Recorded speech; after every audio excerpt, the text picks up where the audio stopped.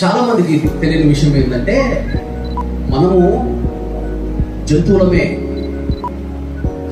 మనమంతా జంతువులమే. కాకపోతే జంతువులకు లేనటువంటిది మనకు ఒకటి ఉంది. అది ఏంటిదంటే మనకు దేవుడు ఒక ఆత్మనిచ్చాడు. ఆ ఆత్మలో యెషువా అంటే యేసు ప్రభు వచ్చేసి విత్తన రూపంలో దేవుని ఆత్మను తిరిగి నాటాడు. మన ఆత్మలో దేవుని ఆత్మ అనే విత్తనాన్ని అక్కడ నాటాడు. అయితే ఇప్పుడు ఆ నాటినది ఎప్పుడు మొలకెత్తుతుంది,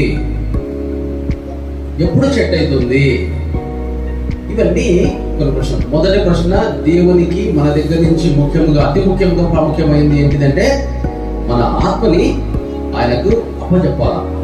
రెండవది సమయం. ఇప్పుడు చాలా మందికి సమయం విలువ తెలియదు. రన్నింగ్ రేస్ పెరుగుతారు కదా, 100 మీటర్స్ రేస్, 100 మీటర్లు ఉంటాయి. 100 మీటర్లు ఎవరు ఫస్ట్ వస్తే వాళ్ళు ఫస్ట్. ఈ ఫస్ట్ వచ్చినోడికి సెకండ్ వచ్చినోడికి ఎందుకంటే ఒక సెకండ్ లోపు మిల్లీ సెకండ్ అంటారు. మిల్లీ సెకండే తేడా ఉంటుంది వాడికి వీడికి. అంటే వాడికి తెలుసు ఒక సెకండ్ లో ఈ మిల్లీ సెకండ్కి ఎంత తేడా ఉండేది. దానికోసం వాడు తప్పి పొందుతాడు. మిల్లీ సెకండ్ కూడా చనిపోయేవాడు డాక్టర్ వచ్చి 2 రోజులు ఉందంటే డాక్టర్ నాకు ఇంకొక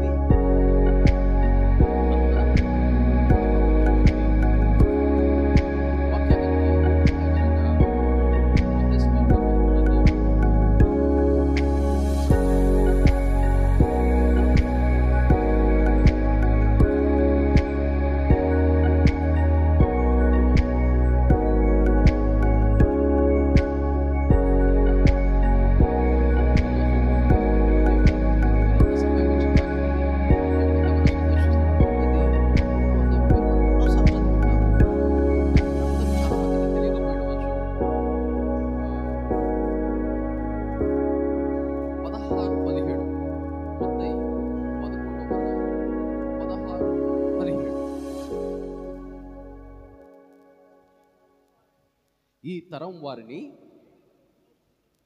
దేనితో పోల్చుదును? సంత వీధులలో కూర్చుని మీకు పిల్లన గ్రోవి ఉదితిమి కానీ మీరు నాట్య మాట రైతుని ప్రాలాపించితిమి కానీ మీరు రొమ్ము కొట్టుకొన రైతులని తమ చలికాండ్రతో చెప్పి పిలుపులాటలాడుకొను పిల్లకాయలను పోలి ఉన్నారు. చాలండి. ఇది ఎప్పుడన్నా విన్నారా మీరు? మీకు పిల్లను గోదివి ఉదితివి కానీ మీరు నాట్యమాట రైతుని ప్రాలాపించితివి కానీ మీరు రొమ్ము కొట్టుకోండి బయట. అంటే 2 బ్యాచ్లు ఉన్నాయి. ఇక్కడ ఎవరి గురించి మాట్లాడుతున్నానంటే యోహాను శిష్యులు వచ్చి యేసయ్యని అడుగుతున్నారు. యేసయ్య మెస్సయ్యవు నువ్వేనా అసలు, లేకపోతే ఇంకొకరి కోసం చూడాలనా అని యోహాను తన శిష్యుని పంపించి అడుగుతున్నప్పుడు వాళ్ళని తిట్టాలి కానీ వాళ్ళని తిట్టినట్టు వాళ్ళకి తెలియకూడదు. ఇప్పుడు యోహాను ఏం చెప్తాడు? ఫస్ట్ మత్తయి 3వ అధ్యాయంలో ఆయన చెప్పులు కట్టడానికి దానికి ఇది ఉంటుంది కదా, లేస్ ఉంటుంది కదా, ఆ లేస్ కట్టేదానికి కూడా నాకు యోగ్యత లేదని చెప్పింది ఎవరు? యోహానే. బాప్తిస్మిచ్చు యోహాను యేసయ్య చెప్పులు యొక్క లేస్ కట్టేదానికి కూడా నాకు యోగ్యత లేదు, నేను మీకు నీటిలో బాప్తిస్మిస్తున్నాను కానీ నా వెనుక వచ్చేవాడు అగ్నితోనూ పరిశుద్ధాత్మతోనూ బాప్తిస్మిస్తాడు అని చెప్పింది ఎవరు? యోహాను. ఎవరి గురించి చెప్పినాడు? యేసయ్య గురించి చెప్పినాడు. అట్లాంటి మళ్ళీ ఇప్పుడు డౌట్ వచ్చి అసలు మెస్సయ్య నువ్వేనా అని పంపిస్తున్నాడు వాళ్ళ శిష్యుల్ని. ఇంకా యేసయ్యకు కోపం వచ్చింటుంది నాకు తెలిసి. ఇప్పుడు ఎందుకు ఇట్లా అంటాడు అని చెప్పేసి దీంట్లో గూఢార్థం అంటే మనం చదివితే ఎన్నిసార్లు చదివినా కానీ కొన్నిసార్లు మీరు కొన్ని మర్మాలను వేసి ఏం చెప్తాడంటే 13వ అధ్యాయంలో ఉపమానాలు స్టార్ట్ అవుతాయి మత్తయి 13లో. దాంట్లో ఈ ఎందుకు మీరు ఉపమానాలు చెప్తున్నారంటారు శిష్యులు. మాకేం అర్థం కావడం లేదు సార్, మీరు ఎందుకు బోధకుడా మీరు ఎందుకు ఇలాగ ఉపమాన రీతిలో చెప్తున్నారు, మాకు అసలు అర్థం కావట్లేదు అంటే, ఉపమానాలలో పరలోక మర్మాలు, మార్గాలు కాదు, పరలోక మర్మాలు అంటే స్వర్గలోక మర్మాలు దాగి ఉన్నాయి. మీకు అర్థమవుతాయి కానీ వేరే వాళ్ళకు చూస్తున్నా కానీ కనపడవు, విన్నా కానీ అవి గ్రహించలేరు వాళ్ళు అని. ఇప్పుడు చాలామంది ఇది చదివింటారు, పిల్లనగ్రో విభూతిమి కానీ మీరు నాట్యం ఆడ రైతురి, ప్రాలాపించితిమి కానీ మీరు రొమ్ము కొట్టుకున్న రైతురి. దీని భావము ఎవరికి కానీ అంత పట్టదు. ఏంది అసలు ఇది? పిల్లనగ్రో ఏంది, నాట్యం ఏంది, ప్రాలాపించడం ఏంటి, ఇది రొమ్ము కొట్టుకోవడం ఏంటిది? ఇక్కడ ఏంటంటే 2 బ్యాచ్లు ఉన్నాయి. ఒకటి నిష్టగా అన్ని కరెక్ట్గా పర్ఫెక్ట్. ఇది యోహాను ఎలాంటి వాడు తెలుసా? బాప్తిస్మా ఇచ్చే యోహాను. ఆయన బాగా ఉపవాసం చేసేవాడు, స్త్రీల జోలికి పోయేవాడు కాదు. తర్వాత ఇట్లా ఒంటి నిండా చర్మం, ఒంటె చర్మం కదా, ఒంటె చర్మం పట్టుకునేవాడు. ఆయన తినేది తేనె, ఇది కొండ తేనె, తర్వాత మిడతలు. అంటే అంత ప్యూర్ ఫుడ్ అనమాట అది. ఇంకా మామూలుగా ఇంకా ద్రాక్ష అంటే ఆల్కహాల్ కానీ వైన్ కానీ ఇట్లాంటివి తాగేవాడు కాదు. ఎవరు? యోహాను. అందుకే ఏసై ఏమంటాడు యోహాను గురించి 13వ వచనంలో 11వ అధ్యాయంలో ఏమంటాడంటే, స్త్రీలు కనిన వారందరిలో యోహాను శ్రేష్ఠుడు. ఆ టైంకి, ఆ రోజుకి యేసయ్య ఏం చెప్తున్నాడంటే, స్త్రీలు కనిన వారందరిలో యోహాను శ్రేష్ఠుడు. అంటే శ్రేష్ఠుడు అంటే ఇంగ్లీష్లో ఏమంటారమ్మా? ఇంగ్లీష్ మీడియం మీరు? ఇంగ్లీష్ మీడియం ఎవరన్నా? ఇంగ్లీష్ మీడియం, తెలుగు మీడియమా? శ్రేష్ఠుడు, ద బెస్ట్, ద టాప్. ఎవరు అంటే స్త్రీలు అంటే ఆడోళ్ళు కనిన వాళ్ళు, అంటే మామూలు పుట్టిన వాళ్ళందరిలో యోహాను శ్రేష్ఠుడు. అయితే అందుకే యోహాను అంత నిష్టగా అంత చేశాడు. ఇప్పుడు అదే యోహాను పంపిస్తున్నాడు, మీ మెసేజ్ మీరేనా లేకపోతే ఇంకా మీరు వేరే వాళ్ళ కోసం వెయిట్ చేయాలనా? అప్పుడు యేసయ్య చెప్తా ఈ మాట అంటాడు. ఏమన్నాడు? మీకు పిల్లనగ్రో ఊదితిమి కానీ నాట్యం డ్యాన్స్ చేయలేదంట వీళ్ళు. పిల్లనగ్రో అంటే ఫ్లూట్, మీకు ఫ్లూట్ వాయిస్తే మీరు డ్యాన్స్ చేయలేదు అని ఒక బ్యాచ్. రెండో బ్యాచ్ మీకు ప్రాలాపించితిమి అంటే ప్రాలాపించితిమి. అప్పుడు మీకు ఎప్పుడన్నా పాత టీవీలో ఎవరైనా చనిపోయింటే రాజకీయ నాయకులు వస్తుంది ఒక బాధాకరమైన మ్యూజిక్ వస్తూ ఉంటుంది, వీళ్ళంతా రొమ్ము కొట్టుకుంటుంటారు అనమాట బాధతోటి. ఇది ఒక బ్యాచ్, ఏడ్చుకుంటే బ్యాచ్. అయితే ఏ బ్యాచ్ ఎవరు అనేది అర్థం కాదు దీంట్లో చదివితే. ఇప్పుడు మనం ఏం బ్యాచ్ కావాలా? ఏడ్చే బ్యాచ్ కావాలన్నా, నాట్యం ఆడే బ్యాచ్ కావాలన్నా?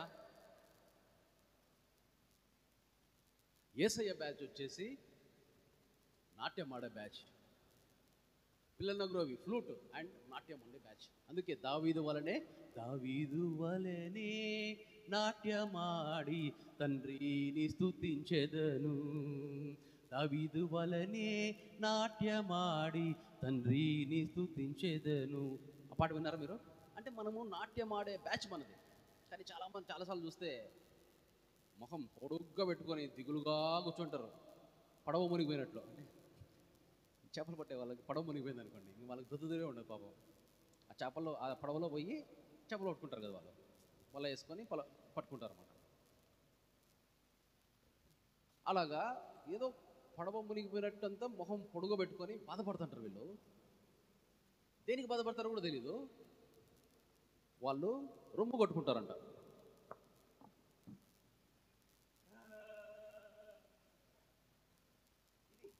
వాళ్ళ బాధ, అంత బాధ వాళ్ళకు ఉంటుందో నాకే నాకైతే తెలియదు.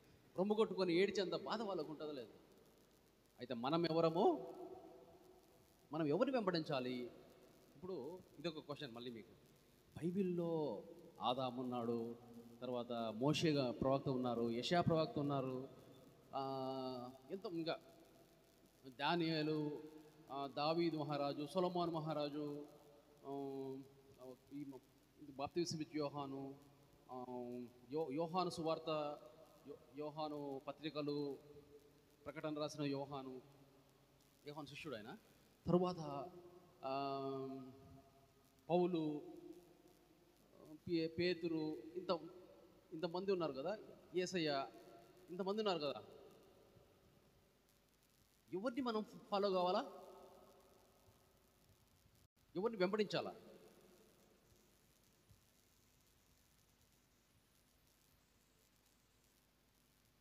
ఎవరిని వెంబడించాలి? యేసయ్యను మాత్రమే వెంబడించాలి.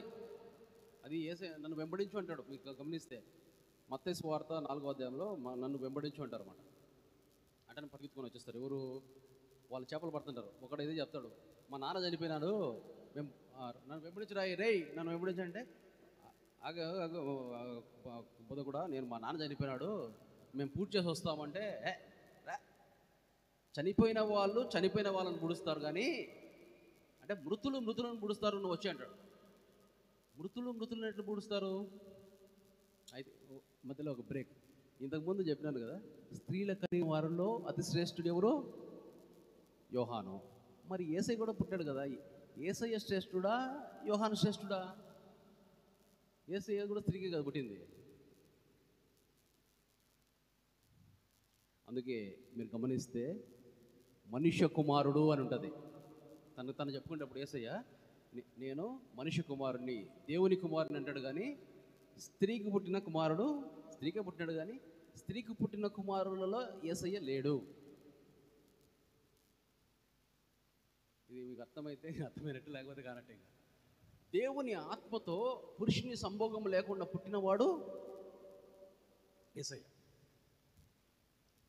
యోహాను మామూలు మనలాగా పుట్టాడు.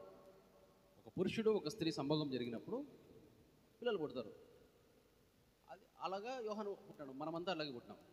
కానీ యేసయ్య మాత్రమే దేవుని యొక్క ఆత్మతో సంభోగం లేకుండా ఒక కన్య, అంటే ఏ మొగాడు కూడా ఆమెకు తెలియదు. అలాంటి మరియకు పుట్టిన వ్యక్తి యేసయ్య. అయితే స్త్రీల కన్నా వారిలో అందరికంటే శ్రేష్ఠుడు అన్నాడు కదా, దాంట్లో యేసయ్య యేసయ్య సంథింగ్ స్పెషల్. ఈ భూమికి చెందినవాడు కాదు ఆయన, మన కోసము పంపబడినవాడు. అది సరే.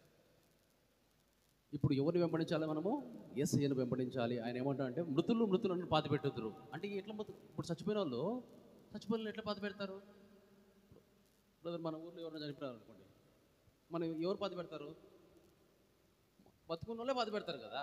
మళ్ళీ ఎందుకు చెప్పినాడు అట్లా యేసయ్య?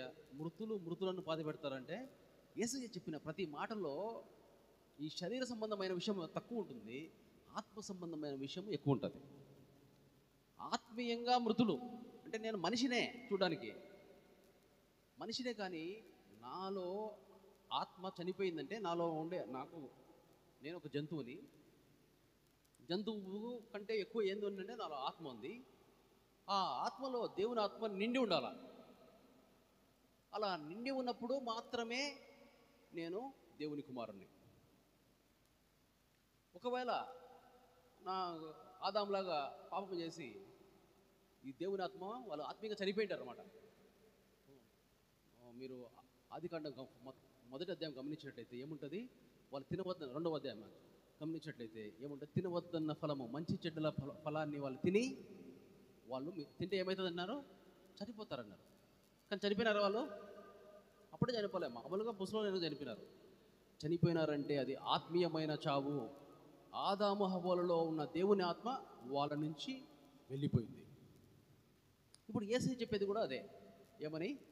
మృతులను పాతి పెడతారంటే ఆత్మీయంగా మృతులు బతికున్నారు వాళ్ళు, కానీ వాళ్ళలో దేవుని ఆత్మ లేదు. వాళ్ళ ఆత్మ మాత్రమే ఉంది, దేవుని ఆత్మ లేదు. వాళ్ళు పోయి పాతి పెడతారు, మీరు రా వెంబడించండి అంటే మనం ఎవరిని వెంబడించాలా? యేసయ్యను వెంబడించాలా. యేసయ్యను వెంబడించాలా. తర్వాత నా వెనక సుబ్బారావు వస్తాడు, నా పక్కన వెంకటరెడ్డి వస్తాడు, నా వెనకాల పుల్లారావు వస్తాడు, వాళ్ళందరినీ ఫాలో కాండి అని చెప్పినాడా? నన్ను మాత్రమే వెంబడించండి అని దాని అర్థం. ఇంకొక మాట చెప్పినాడు,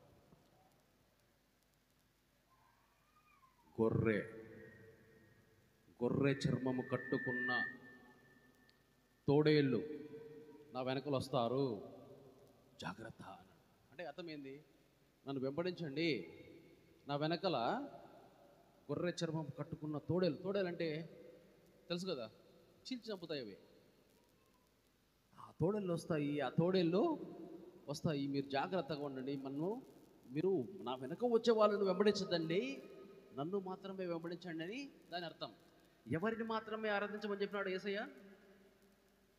తండ్రి అయిన దేవుని, నీ తండ్రి అయిన దేవునిని మాత్రమే ఆరాధించి, అంటే మొక్కి అని ఉంటుంది మన బైబిల్లో, ఇంగ్లీష్లో చూస్తే వర్షిప్ అని ఉంటుంది అన్నమాట.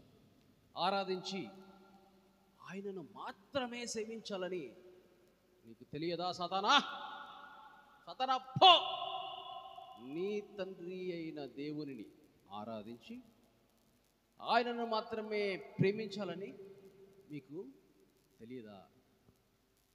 సేవించవలెనుంది అని రాయబడి ఉన్నది. ఆల్రెడీ ధర్మశాస్త్రంలో రాయబడి ఉన్న సంగతితోనే చెప్పాడు. ఎప్పుడు మూడు టెంప్టేషన్స్, శోధకుడు వచ్చి శోధిస్తాడు యేసయ్యని. అప్పుడు చెప్పింది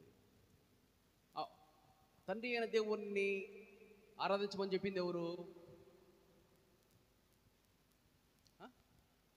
దేవుని కుమారుడైన యేసయ్య పరలోకం నుంచి మన కోసము పంపబడి, మీరు తండ్రి అయిన దేవుణ్ణి మాత్రమే ఆరాధించండి, ఆయనను మాత్రమే సేవించండి అన్నాడు. మళ్ళీ తర్వాత ఆయన ఏమన్నా అంటే,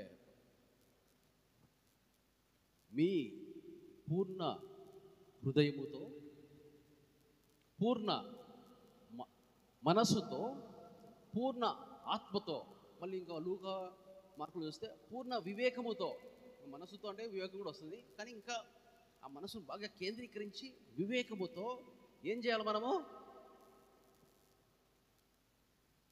ఏం చేయాలి? దేవునిని, నీ తండ్రి అయిన దేవునిని ప్రేమించవలెను. ఈరోజు కుటుంబాలలో డబ్బులు తక్కువ ఉన్నాయి, అప్పులు ఉన్నాయి, మూడు పిల్లలు కొట్లాడుకుంటున్నారు. ఎప్పటి నుంచో ఇదే పరిస్థితి అండి. ఇప్పుడు కొంచెం బాగుంది, కానీ అసలు సంతోషం లేదు, మా ఇంట్లో దుఃఖం ఉందంటే దానికి కారణం ఏంటంటే, మనము తండ్రి అయిన దేవునిని, అంటే దేవుడు నాకు తండ్రి, మీకు దేవుడు నీకేమవుతాడు బాబా? తండ్రి అవుతాడు. అందరికీ చెప్పండి, అందరూ, దేవుడు నా తండ్రి, లేడీస్ నేను దేవుని కుమార్తెను. చెప్పండి, గట్టి చెప్పండి, అంత సంతోషమైన వార్త ఇది. నేను దేవుని కుమార్తెను. జెంట్స్ అందరూ, నేను దేవుని కుమారుణ్ణి. ఇప్పుడు యేసయ్య కూడా దేవుని కుమారుడు అంటున్నాడే. ఎప్పుడు మనం దేవుని కుమారులం అవుతామంటే, తండ్రి అయిన దేవుని చిత్తము నెరవేర్చువారు మాత్రమే నాకు సహోదరి, నాకు సహోదరి అయినా, నాకు తల్లి అయినా అని యేసయ్య చెప్తాడు కదా. చెప్పినప్పుడు మనము ఏ కూడా దేవుని కుమారుడే, మనము దేవుని కుమారుడే. ఆయన మనకంటే పెద్దోడా చిన్నోడా యేసయ్య వయసులో? చెప్పరు. యేసయ్య మనకంటే వయసులో పెద్దోడా చిన్నోడా? మనకంటే ముందు పుట్టాడు కదా. పెద్దోడా చిన్నోడా? మరి ఏమవుతాడు? మనకి ఏమవుతాడు? తమ్ముడు అవుతాడా? అన్న అవుతాడమ్మా మనందరికీ. యేసయ్య అన్న అవుతాడు.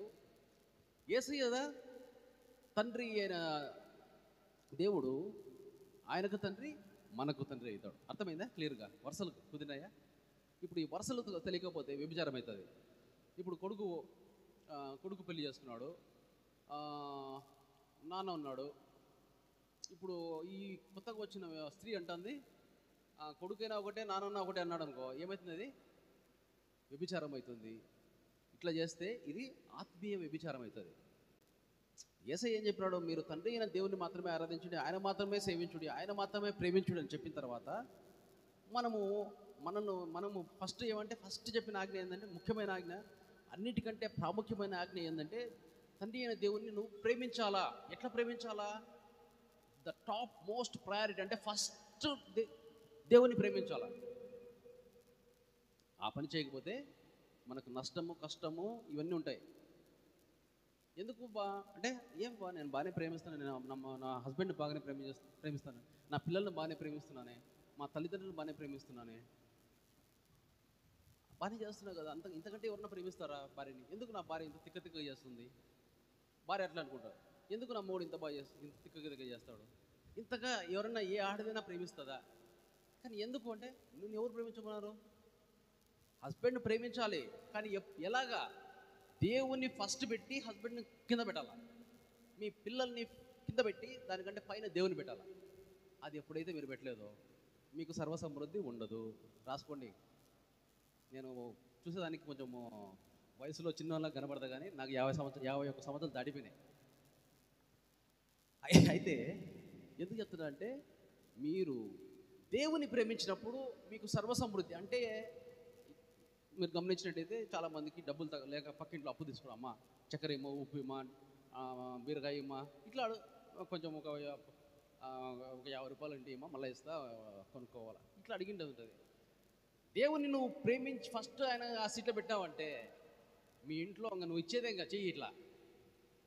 ఇంకా లెక్క పెట్టుకోవడానికి కౌంటింగ్ మిషన్ దొరుకుతుంది అనమాట. బ్యాంకులో చూస్తారు, అనుకో అట్లా వస్తుంది డబ్బులు. 100 అనమాట, 90 పెడితే 90 వస్తుంది. అట్లుంటుంది మీ కథ. అది తెలియక ఈ రహస్యం ఎవరు చెప్పరు. ఈ రహస్యం చెప్తే ఏమి ఎవరికి నష్టం ఉంది? కానీ ఎందుకు ఈ రహస్యం ఎందుకు చెప్పరు అంటే, చాలామందికి ఇవి చూడండి, కింద 11వ అధ్యాయంలో 25వ వచనం. ఆ సమయమున యేసు చెప్పినది ఏమనగా, తండ్రి, ఆకాశమునకును భూమికిని ప్రభువా, నీవు జ్ఞానులకును వివేకులకును ఈ సంగతులను మరుగు చేసి పసి బాలులకు బయలుపరిచినావని నిన్ను స్తుతించుచున్నాను. ఎవరికి బయలుపరిచినాడు ఇవి? జ్ఞానులకు, ఇంకా ఎవరికి జ్ఞానులకు వివేకులకు. అంటే ఇంకా జ్ఞానము వివేకము అంటే ఇంకా అది టాప్ మోస్ట్. ఇంకా వాళ్ళంత జ్ఞానులు, వాళ్ళంత వివేకులు లేరు. వాళ్ళకు మరుగుపరిచాడంట. అంటే ఇప్పుడు మరుగుపరచడం అంటే, ఇప్పుడు నేనున్నాను, మీకు కనపడతానన్నా అట్లా వంకుంటే అట్లా దాచేస్తాడు అనమాట, వాళ్ళు కనపడకుండా. ఎవరు చెప్పినాడు? పసి బాలురకు చెప్పినాడు. ఇంకొక మాట అంటాడు మరి యేసయ్య, మీరు మారు మనసు పొంది చిన్నపిల్లలుగా మారితేనే కానీ మీరు పరలోక రాజ్యానికి పోరు. ఇప్పుడు ఎవరో పుట్టిన పాప పద్ధతి చూశాను, ఎవరైనా చిన్నపిల్లలు ఉంటే ఆ చిన్నపిల్లలు వాళ్ళ మనసు వాళ్ళకు తెలివితేటలు ఎక్కువ ఉంటాయా తక్కువ ఉంటాయా? చిన్నపిల్లలకు తెలివితేటలు ఎక్కువ ఉంటాయా మనకి ఎక్కువ ఉంటాయా? మనకే ఎక్కువ ఉంటాయి. నేర్చుకుంటా మనం కింద పడితే, ఓహో ఇట్లా పోతే కింద పడతాము. ఫస్ట్ వాళ్ళు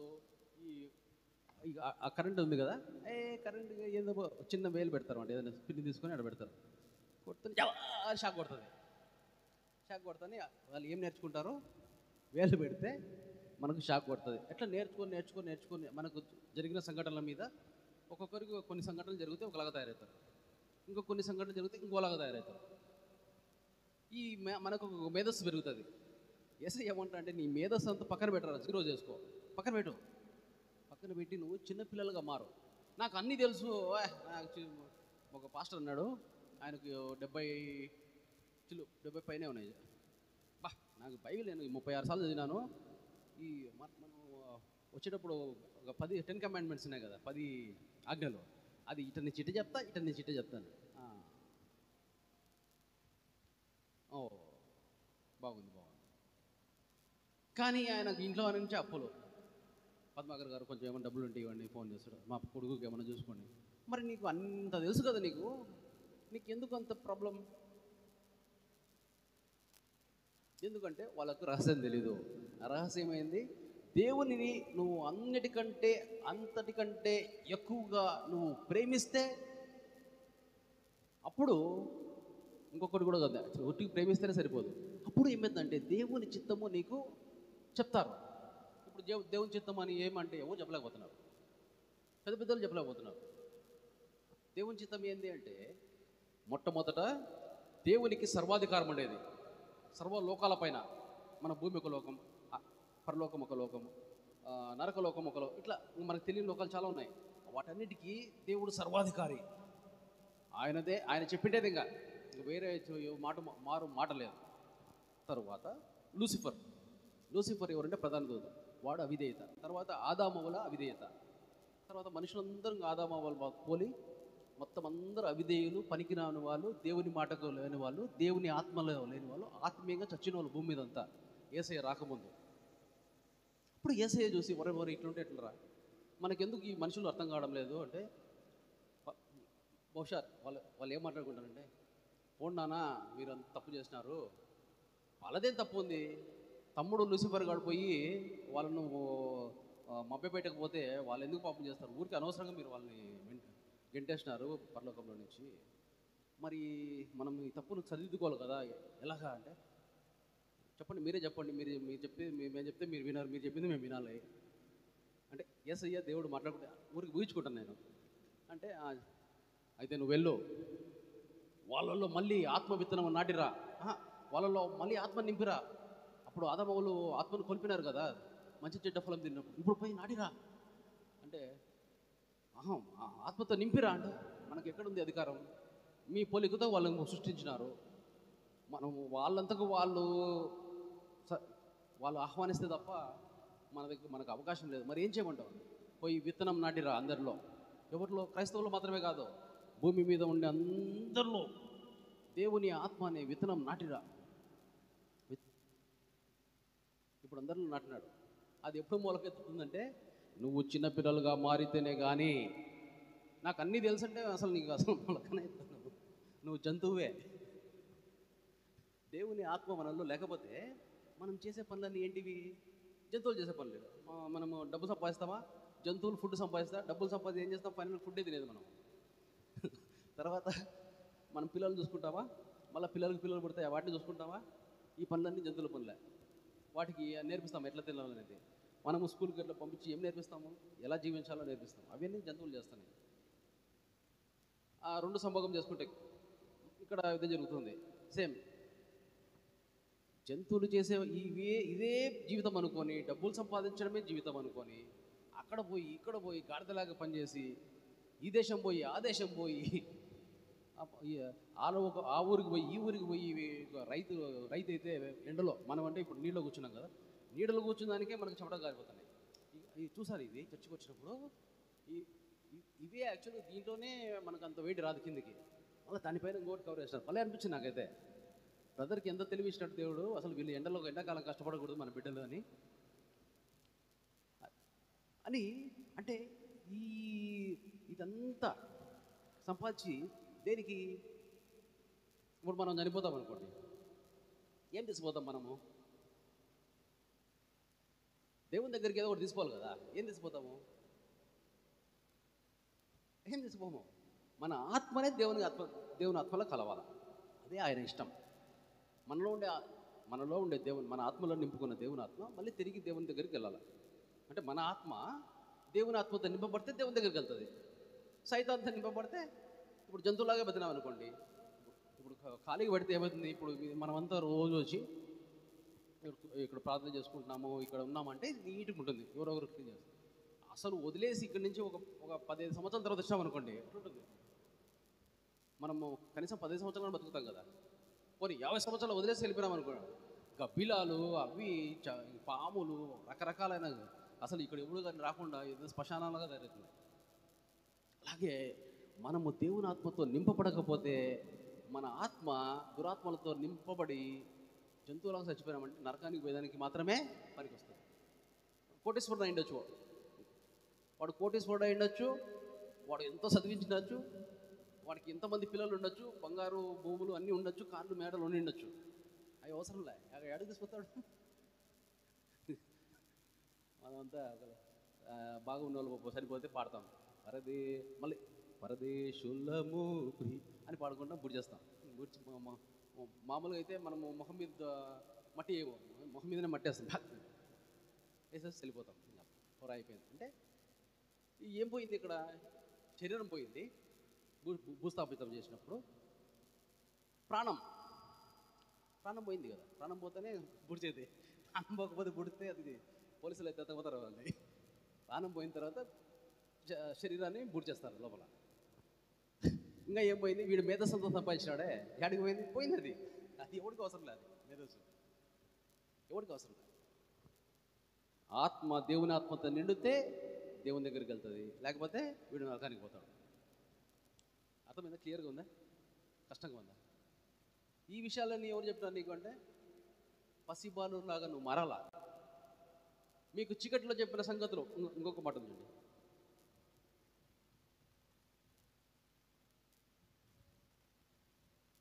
అదే 11వ అధ్యాయంలో మీకు చీకట్లో చెప్పిన సంగతులు మీరు పోయి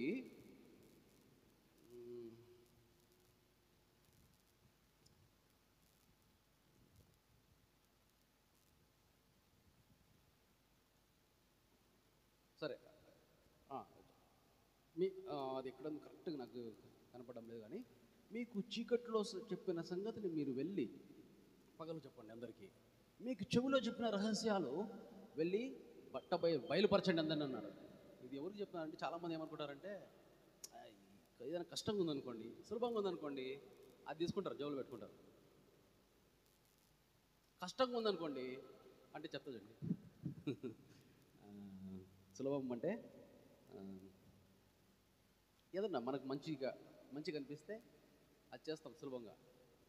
కష్టంగా నీ ఆస్తి నమ్మి, నీ కలిగినంత ఆస్తి నమ్మి బీదలకి ఇమ్ము. వినారు ఎప్పుడన్నా?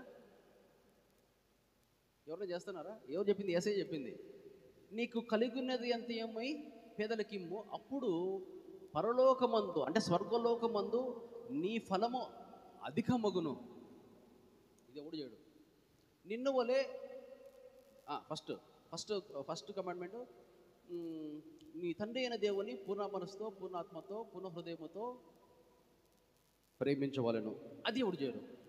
నిన్ను వలే నీ పొరుగు అని ప్రేమించు. ఇవన్నీ ఆజ్ఞలు. మనం 10 ఆజ్ఞలు పెట్టారు కదా, అట్లా అవన్నీ తిరగరాసి ఇది యేసయ్య ఇచ్చిన ఆజ్ఞ. నన్ను మాత్రమే వెంబడించండి, అదొక ఆజ్ఞ. తండ్రి అయిన దేవుని మాత్రమే ఆరాధించండి, అది ఇంకొక ఆజ్ఞ. మీకు చీకట్లో రహస్యంగా చెప్పిండేది పోయి మీరు వేరే వాళ్ళకి చెప్పండి, అది ఒక ఆజ్ఞ. మీకు చెవులో చెప్పింది పోయి బహిరంగంగా అందరికీ చెప్పండి. అంటే చీకటిలో ఎప్పుడు చెప్తాడు? చాలామంది ఏంటంటే, దేవుని ఆత్మతో నింపబడిన వాళ్ళ అనుభవం ఎలా ఉంటుందంటే, వాళ్ళని ఎవరో తట్టి లేపుతారు పొద్దున్నే 3 కానీ 4 కానీ 5 కానీ. దేవుని ఆత్మ లేదనుకో, వాడికి పొద్దునైనా ఎండ మొహాన పడుతుంది కానీ వాడికి నిద్రపోతూనే ఉంటాడు. ఒకవేళ పొరపాటున ఏమనుకోవద్దండి, ఒకవేళ మీకు సూర్యోదయానికి ముందు కానీ లేకపోతే మీలో దేవుని ఆత్మ లేనట్టే లెక్క. మీరు అడగాలి అప్పుడు, దేవా ఏం ఆల్రెడీ లోపల విత్తనం ఉంది నాన్న, నాలో మొలకెత్తు. నీ ఆత్మ నాలో ఉంది, నాలో మొలకెత్తినప్పుడు నువ్వు లేస్తావు. ఆయన నీతో మాట్లాడాలనుకుంటున్నాడు, నీకు రహస్యాలు చెప్పాలనుకుంటున్నాడు. నువ్వు చచ్చిపోయి ఊరికే జంతువులాగా చచ్చిపోయి జంతువు అపర్ణ చనిపోయింది, వాళ్ళ పేరెంట్స్ ఏమన్నా అనుకుంటారేమో, పాస్టర్ గారు ఏమంటారంటే, లేదు పరలోకానికి పోయింది, నాకు రాత్రి కనబడినారు, పరలోకంలో దేవదూతల మధ్యలో ఉంది పాప అంటే, చాలా సంతోషం ఎంతగానో బాధ వీళ్ళు ఆడికి పోరు, అంత నరకానికి పోయేది. ఎందుకంటే దేవుని ఆత్మతో నువ్వు నింపబడకపోతే నువ్వు పోయేది ఆడికి. నువ్వు దేవుని కుమారుడు అయితే, దేవుని కుమార్తె అయితే దేవుని దగ్గర పోతావు. సైతాన్ కుమారుడు లాస్ట్ ఇంకా 5 మినిట్స్లో 3 ముఖ్యమైన మాటలు చెప్తాను చూడండి. 1, యేసయ్యకు వచ్చిన 3 టెంప్టేషన్స్ అంటే శోధనలు. మొదటి శోధన శరీరానికి సంబంధించింది. 40 రోజులు ఉపవాసం చేసావు కదా, లూసిఫర్ వచ్చాడు. అన్నా నువ్వు 40 రోజులు ఉపవాసం చేసినావు కదన్నా, కానీ అంటే లూసిఫర్ కూడా యేసు ప్రభు అన్ననే, వాడు కూడా దేవుని సృష్టే. లూసిఫర్ ఏం వేరే దేశం వేరే లోకాల నుంచి రాలే, దేవుడు సృష్టిస్తేనే లూసిఫర్ ఉండు. అన్నా ఎందుకు నువ్వు ఇంత 40 రోజులు ఫాస్టింగ్ చేసిన ఆకలి అవుతుంది, నువ్వు దేవుని కుమారుడు అయితే, మనకి తెలీదా తులసిపూర్ గారికి యేసయ్య దేవుడి కుమారుడు, నువ్వు దేవుని కుమారుడు అయితే ఈ రాళ్ళను రొట్టె చేసుకొని నువ్వు తిను.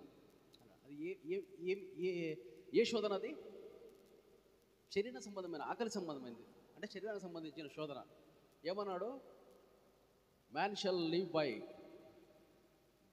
Not leave by bread alone. అంటే ఆహారము మాత్రమే కాదురా తమ్ముడు, ఆహారం మాత్రం కాదురా బుద్ధిలోడా, దేవుని నోటి నుండి వచ్చి ప్రతి మాట వలన నువ్వు జీవిస్తావు. జుంటు తేనె ధారల కన్నా దేవుని మాటే మధురం. దేవుని మాట మధురమైంది, జుంటి తేనె ధారల కన్నా మధురమైంది, అదే మాట నిన్ను బ్రతికించును అని శరీర సంబంధమైన ఆ యొక్క శోధన వచ్చినప్పుడు అదొకటి పోయింది. నెక్స్ట్ మైండ్ మేధస్సు టెస్ట్. ఇప్పుడు నువ్వు దేవుని కుమారుడు కదా, పైనుంచి దుంకుతే పట్టుకుంటారని కీర్తనలో ఉంది కదా, మరి ఏమి నువ్వు దుంకొచ్చు కదా, అంత పైనుంచి ఏమొచ్చినావు వాళ్ళు నడుచుకుంటా, 4 రోజులు ఏం తినలే, నువ్వు నీరు చాలా వీక్ ఉండవు కదన్నా అని లూసిఫర్ అన్నాడు. తమ్ముడు ఇప్పుడు దేనికి కొట్టినాడు? మైండ్ కొట్టినాడు. నువ్వు దుంకు ఈజీ కదా అంటే చాలామంది ఏం చదివినారు, కాపీ కొట్టు టీచరే చెప్తారు, మన స్కూల్కి ఎక్కువ మార్కులు రావాలి మీ కొట్టు బిట్స్ 1 B 2 C ఇట్లా చెప్తుంటారు అనమాట. వీళ్ళకు నువ్వు 10కి 10 వస్తుంటాయి, పేరెంట్లు నువ్వు లక్షలు కడుతుంటారు. ఏం చెప్పారు వాళ్ళకి వచ్చి, ఏం కావాలమ్మా బాబు, ఏం కావాలి నువ్వు అంటే వాళ్ళకి ఏం తెలియదు ఏం కావాలని. ఈ 10th అయినాక ఇంటర్వ్యూ చదువుతానండి, ఇంటర్వ్యూ అయినాక డిగ్రీ, ఇదే తెలుసు వాళ్ళకి. డిగ్రీ అయిపోయినాక నిరుద్యోగం అవుతానండి, ఇంతకంటే ఏం తెలుసు. సారీ అది కాదు. రెండవ శోధన దేనికి? మనసుకి. ఏమని? రొట్టెను రాళ్ళను రొట్టెగా చేసుకోమని. అయితే నీ తండ్రి అయిన దేవుని నువ్వు పరీక్షించకూడదు అని చెప్తాడు అన్నమాట. అంటే ఆ మనసు శోధనను కూడా ఎట్లా ఎదుర్కొన్నాడు సైతాన్ తోటి. ఇట్లా ఇప్పుడు లూసిఫర్ వచ్చినప్పుడు యేసయ్య ఇట్లా కొట్టాడా చేత్తో మూది మీద? లే, దేవుని వాక్యంతోనే కొట్టినాడు, బైబిల్లో ఉండే వాక్యంతోనే కొట్టినాడు అన్నమాట. మూడో శోధన దేనికి సంబంధించిన శోధన? ఆత్మకు సంబంధించిన శోధన. ఆత్మ పాపము అన్నిటి పాపాల కంటే చాలా పెద్ద పాపం. మనం చాలామంది స్కూళ్ళలో, చర్చిలలో, ఇళ్ళలో చెప్పిందంటే అబద్ధాలు ఆడకూడదు, నరహత్య చేయకూడదు, దొంగతనం చేయొద్దు, వేరే వారిని ఆశించొద్దు, వ్యభిచారం చేయొద్దు, ఇవన్నీ చెప్తారు. కానీ ఆత్మ పాపాల గురించి ఒక్కడు చెప్పడు. ఎందుకంటే చెప్పేవానికి ఆత్మ ఉంటేనే కదా వాడు చెప్పేది. చెప్పేవానికి ఆత్మీయ కళ్ళు తెరవబడితే వాడు ఆత్మీయ పాపాల గురించి చెప్తాడు. చెప్పేవానికి శరీరం మాత్రమే తెలిసిందనుకో, లేక మేధస్సు మాత్రమే తెలిసిందంటే దాని విషయాలు మాత్రమే చెప్తారు వాళ్ళు. ఆత్మ పాపమ్మ. మూడవ శోధన ఏంటంటే ఆత్మశోధన. ఏంటిది? నువ్వు మొత్తం పైకి తీసుకెళ్ళి మొత్తం ఈ భూప్రపంచము ఉండే అందం, మేధస్సు, అందం, ఆ యొక్క మెగ్నానిమిటీ అంతా మొత్తం చూపించి ఇదంతా నీకు ఇస్తా. ఇప్పుడు షర్మిల మొన్న కలిసి జరిగిపోయినమాట. ముస్లింలు అంత పెద్ద పెద్దోళ్ళు కాంగ్రెస్లో ఉండే వాళ్ళు వచ్చి ఆమెను కాలు పట్టుకుంటున్నారు, టికెట్ ఇచ్చేది ఆమె కాబట్టి. 3 కోట్లు ఏంటి ఇస్తాము అంటుంది ఆమె. వీళ్ళు పెద్ద పెద్దోళ్ళు వంగి కాలు పట్టుకుంటున్నారు. అంటే నీకు రాజ్యాధికారం ఇవ్వడంలే, నీకు పోటీ చేసేదానికి ఒక అవకాశం ఇస్తున్నారు అంతే, దానికే నువ్వు కాలు పట్టుకుంటున్నావే. మరి యేసయ్య ఈ భూమి అంతా చూపించి ఇదంతా నీకు దీని మీద ఏమంటాడంటే, అన్నా దేవుడు నాకు ఈ భూమి మంది అంతా అధికారం ఇచ్చినాడు, నువ్వు సాగిలో పడి నాకు మొక్కు, ఇదంతా నీకు ఇచ్చేస్తా అని యేసయ్య నీ మైండ్ మీద కొడుతున్నాడు, ఆత్మ మీద కొడుతున్నాడు. ఆత్మ ఏమంటే నువ్వు దేవుని కదా ఆరాధిస్తాను ఎన్ని రోజులు, ఇప్పుడు నన్ను ఆరాధించు, నాకు మొక్కు, నేను నీకు ఇస్తా అని చెప్పి ఆత్మ పాపము చేయమని అడిగినాడు. అప్పుడు ఏమన్నా అంటే ఇంకా మిగతా పాపం చేసినప్పుడు అట్లా కాదురా ఇట్లా కాదురా అని చెప్పుకుంటూ వచ్చినాడు యేసయ్య. మూడో పాపం చేసినప్పుడు హే సైతానా పో, నీ తండ్రి అయిన దేవుని మాత్రమే ఆరాధించి ఆయన మాత్రమే మొక్కాలి. కోపం వచ్చేసింది యేసయ్యకి. కోపము పాపము కాదు, కోపం వస్తుంది. యేసయ్యకి కూడా కోపం వచ్చింది కదా. ఒకసారి చర్చిలో అంతా ఇవి పావురాలు అమ్ముకుంటా బిజినెస్ చేస్తుంటే బిజినెస్ కొట్టినాడు అక్కడ ఎగిచ్చి. కోపం మంచిదే, అంటే అనవసరమైన కోపము మంచిది, కానీ దేవుని విషయమై నువ్వు దేవుని కోసం ఇవ్వాల్సిన నీ శరీరాన్ని, నీవు దేవుని కోసం ఇవ్వాల్సిన నీ సమయాన్ని, నువ్వు దేవుని కోసం ఇవ్వాల్సిన నీ యొక్క వనరులని, నీ యొక్క టాలెంట్స్, నీకు పాట పాడవచ్చు కానీ దేవుని పాటలు పాడవు. నీకు అంటే దేవుని కోసం నువ్వు, అంటే ఆత్మ విషయమైన నువ్వు నీ ఆకలి, నువ్వు కేజీ మాంసం తింటావు ఒకదానివే, కానీ దేవుని కోసము ఏం చేయలేవు, శక్తే లేదు నీకు చేయడానికి. మిగతా పనులు అయితే పొద్దున్న సాయంత్రం వరకు పొలం పని చేస్తావు, ఈ పని చేయడానికి మాత్రం నీకు శక్తి లేదు. అయితే ఈ 3 రకాల పాపాలని జయించినాడు. ఎవరన్నా వచ్చి మీకు ఇల్లు ఇస్తామంటే వాళ్ళ కాలు మొక్కద్దండి. అసలు ఎప్పుడు కాలు మొక్కకూడదు. మనం ఎవరం ఎప్పుడు మొక్కుతామంటే మనం ఎవరమో మనకు తెలియనప్పుడు. మీరెవరు? దేవుని కుమారులు వీళ్ళు. దేవుడు ఎవరు? రాజులకు రాజు, ప్రభులకు ప్రభు అయిన దేవుడు మన దేవుడు. ఈ జెంట్స్ అంతా వీళ్ళంతా ఎవరు? రాజుల కుమారులు ఏమవుతారు? యువరాజులు కానీ, సామంత రాజులు కానీ, ఇంకో ఏదో రాజులు అంటారు వీళ్ళు కూడా. లేడీస్ రాజులకు రాజు, ప్రభులకు ప్రభు అయిన దేవునికి, అంటే ఏది మన ఆలూరు ఊరికి కాదు, ఆంధ్రప్రదేశ్కి కాదు, ఇండియాకి కాదు, మొత్తం ప్రపంచం కూడా కాదు, మొత్తం సర్వ లోకాలకు ఆయన రాజులకు రాజు, ప్రభులకు ప్రభు అయిన దేవుడు. ఆయన కూతురు మీరంటే మీరేం కావాలా? అయితే గీతే రాణులన్నా అయిండాలా, యువరాణులన్నా అయిండాలా, అంతే కదా, ఏదో ఒక రాజ్యానికి. కాకపోతే మనలో ఏంటంటే ఎప్పుడు తలదించుకొని ఉండకూడదు, మన తల ఎత్తుకొని ఉండాలి. నడిస్తే చూపు కళ్ళలో కళ్ళు పెట్టి చూడాలా, ఏదో తప్పు చేసినట్టు అటు చూడకూడదు. మనం ఏం తప్పు చేసినారు మీరు అటు చూడడానికి. మన పాట గట్టిగా పడాలి, సిగ్గుపడకూడదు, మనము భయపడకూడదు, ఒకరి మీద నింద వేయకూడదు. సిగ్గుపడకూడదు, భయపడకూడదు, ఒకరి మీద నింద వేయకూడదు. ఇవి 3 దురాత్మలు ఎప్పుడు వచ్చినాయి మనకి? ఆదామవ్వలు తినవద్దన్న ఫలం తిన్నప్పుడే, అరే రే బట్టలు లేవే మనకి, బిత్తలు ఉన్నామే అన్నప్పుడు సిగ్గు వచ్చింది. దేవుడు వచ్చి మామూలుగా మాట్లాడతాడు. దేవుడు వచ్చి వాళ్ళు కలిసిపోతూ ఉంటారు అన్నమాట, వాళ్ళని సంచరిస్తూ ఉంటారు. ఆదామా అంటే భయం పడినాడు, దాక్కున్నారు భయపడి. ఏమిరా పరిస్థితి ఆదాం అంటే, నువ్వు ఇచ్చినావు చూడు, ఈమెనే చేసిందంతా అని నింద వేసినాడు. ఈ 3 దురాత్మలు ఏవేవి చెప్పండి? సిగ్గు అనేది ఒక దురాత్మ. మనం అనుకుంటాం సిగ్గు అనేది అదొక ఇదిలే అని. భయం అనేది కూడా ఒక దురాత్మ. 3వది నింద వేసేది కూడా ఒక దురాత్మ. ఒకవేళ నింద వేయకుంటే ఆ రోజు ఏమన్నా దేవుడు క్షమించిన వాడు ఏమో ఆమెనా చేయాలి కదా. పొరపాటు ఇది నాన్న, ఈ పాము చెప్పింది కానీ నేను ఏదో ధ్యాసలో ఉండి తినేసినాను, నువ్వు చెప్పింది మర్చిపోయినాను, ఏమనుకోవద్దు అని అంటే వేరేలాగా ఉండేదేమో. నాదేం తప్పు ఉంది, అదో అది తప్పు చేసింది, తినమనింది, ఏం కాదని చెప్పింది, నేనేం చేయమంటావు? నింద వేయడం. ఈ 3 ఇప్పుడు మళ్ళీ మనలో దేవుని ఆత్మ విత్తనం వేసినారా? ఇప్పుడు మళ్ళీ మనం చిన్నపిల్లలమై అది దేవుని ఆత్మ చిగురించిందా? ఇప్పుడు దేవుని ఆత్మతో మనం నిండి ఉన్నామా? ఇప్పుడు మనకు ఉండకూడనిది ఏంటివి? ఈ సిగ్గు ఉండకూడదు, ఈ భయం ఉండకూడదు, ఈ నింద వేసే స్వభావం అసలే ఉండకూడదు. మహారాజులు మహారాణులకు అవి ఉండవు. మీరు ఎవరన్నా చూసుకోండి, బాగా బలిసిన వాళ్ళు, బాగా డబ్బున్న వాళ్ళు, బాగా సక్సెస్ఫుల్ అయిన వాళ్ళు, వాళ్ళకి ఈ 3 ఉండవు. ఇప్పుడు జగన్ రాయి తీసుకొని కొట్టినాడు, ఇట్లా పట్టుకొని అది ఎలక్షన్ అయినంత వరకు పెట్టుకున్నాడు, ఎలక్షన్ అయితే తీసి పడేసినాడు. మా బంధువే అయినా కానీ ఈ రాష్ట్రానికి ముఖ్యమంత్రి కావచ్చు, దేవునికి వాడు కూడా ఒక పిట్ట జగన్. మనం ఎట్లా ఎంత చిన్నవాళ్ళమో దేవునికి, ఎలా అయితే కొడుకులమో వాడు కూడా ఒక కొడుకు అంతే. వాడు దేవుని కొడుక సైతాన్ కొడుకు అనేది మనకెట్లా తెలుస్తుంది? తెలీదు. ఒకవేళ దేవుని ఆత్మతో నింపబడి ఉంటే వాడు కూడా దేవుని కొడుకే, లేదు అంటే వాడు కూడా నశిస్తాడు. అందుకే దేవుని చిత్తం ఏంటిది? ఆయన సర్వాధికారం ఆయనకి తిరిగి రావాలా అంటే మనం ఏం చేయాలంటే ఫలించాలా. ఉపమానం, విత్తువాని ఉపమానం. ఎన్ని రెక్కలు ఫలించాలా? 30దంతలు, 60దంతలు, 100 ఫలించాలా. దేన్ని పోలి ఫలించాలా? విత్తనమును పోలి ఫలించాలా. ఈ విత్తనం మనలో ఉంది.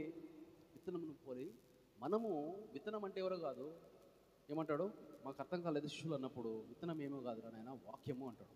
వాక్యం అంటే ఎవరో కాదు, యేసయ్యే. యేసయ్యనే తనను తాను మనల్ని విత్తనంగా వేస్తున్నాడు. ఇప్పుడు వేప విత్తనం వేసినాం అనుకోండి, ఏం చెట్టు వస్తుంది? ఆమ్లం చెట్టు వస్తుంది కదా. వేప విత్తనం వేస్తే వేప చెట్టు రావాలా. యేసయ్యను విత్తనం వేస్తే మనం ఆత్మలో ఎవరిలాగా ఉండాలా? యేసయ్యలాగా ఉండాలా. యేసయ్య చేసిన పనులు చేయాలి. అలా లేదు మన లైఫ్ అంటే.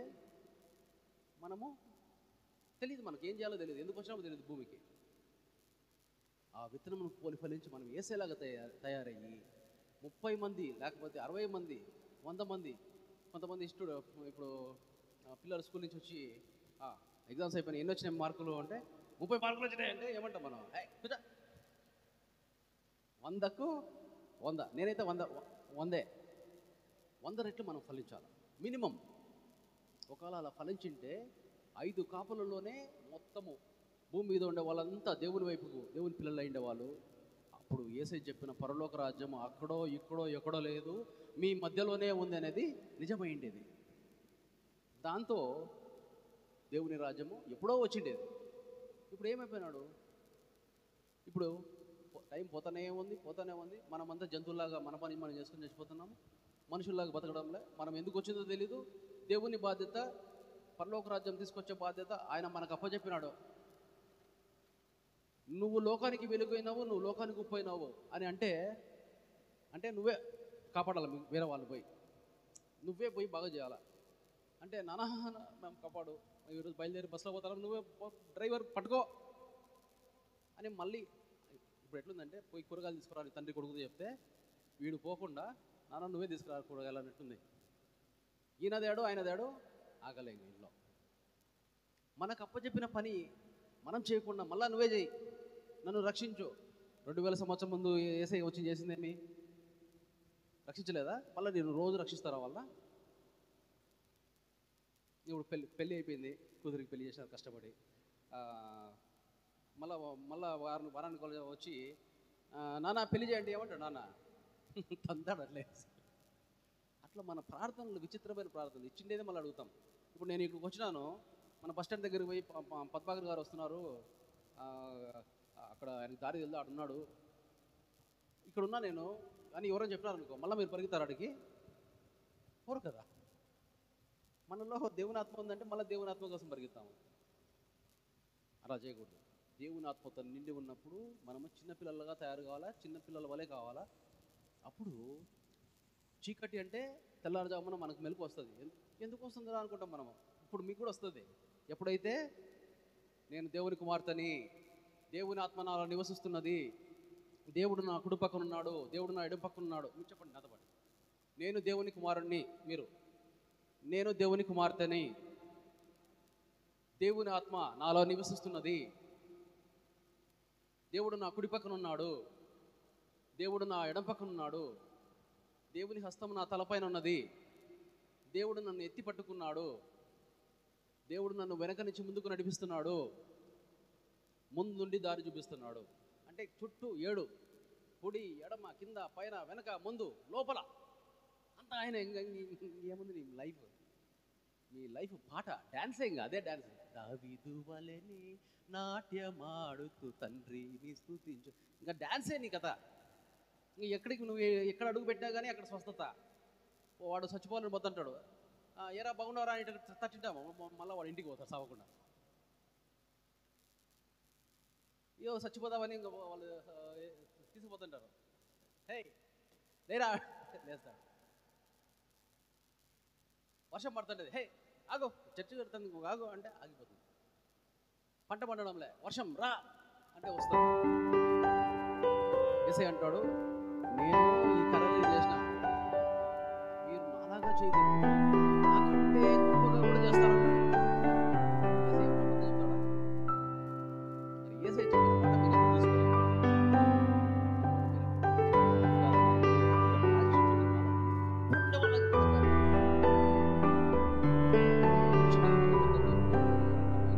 మీ నాయన